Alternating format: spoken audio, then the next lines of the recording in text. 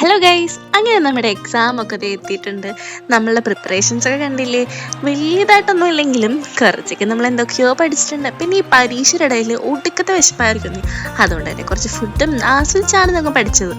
പിന്നെ ഇതേ എക്സാമിൻ്റെ കാലത്ത് ഇങ്ങനെ ചായ കുടിക്കാൻ വരുമ്പോഴായിരിക്കും ഒടുക്കത്തെ ടെൻഷൻ. എന്താണെന്നറിയില്ല, എല്ലാവരും അങ്ങോട്ടും ഇങ്ങോട്ടും എന്തൊക്കെയോ പറയുന്നുണ്ടാവും. അങ്ങനെ പരീക്ഷ എഴുതി കഴിയുമ്പോഴേക്കും ആ ഒരു സമാധാനം കിട്ടുക. പിന്നെ ലാസ്റ്റ് എക്സാമിന് നമ്മളെല്ലാവരും ഫുഡ് അടിച്ച് കഴിയുമ്പോൾ ഒരു സുഖമുണ്ട് മോനെ.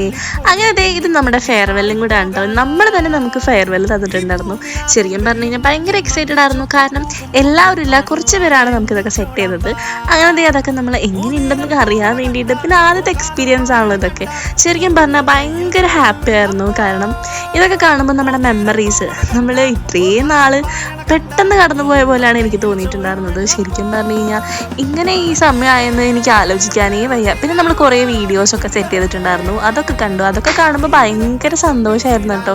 ഇനി ഇതുപോലുള്ള സമയം നമുക്ക് ഒരിക്കലും തിരിച്ചു കിട്ടില്ല.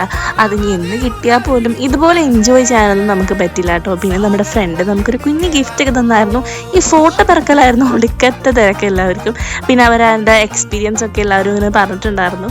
പിന്നെ അവസാനം കേക്ക് മുറിച്ച് നമ്മളുടെ ഫെയർവെൽ കഴിഞ്ഞു. പിന്നെ റൂമിലെത്തിയപ്പോൾ ഒടുക്കത്തെ കരച്ചിൽ. കാരണം എന്താ, നമ്മളിനി ഇൻറ്റേൺഷിപ്പിന് പോവാണ്. പിന്നെ അധികം ദിവസം നമ്മൾ ഹോസ്റ്റലില്ല. അതൊക്കെയാണ് നമ്മുടെ ഏറ്റവും വിഷമം. എന്തായാലും ഇതൊക്കെയാണ് നമ്മുടെ ലൈഫ്. അപ്പോൾ ബൈ ഗൈസ്.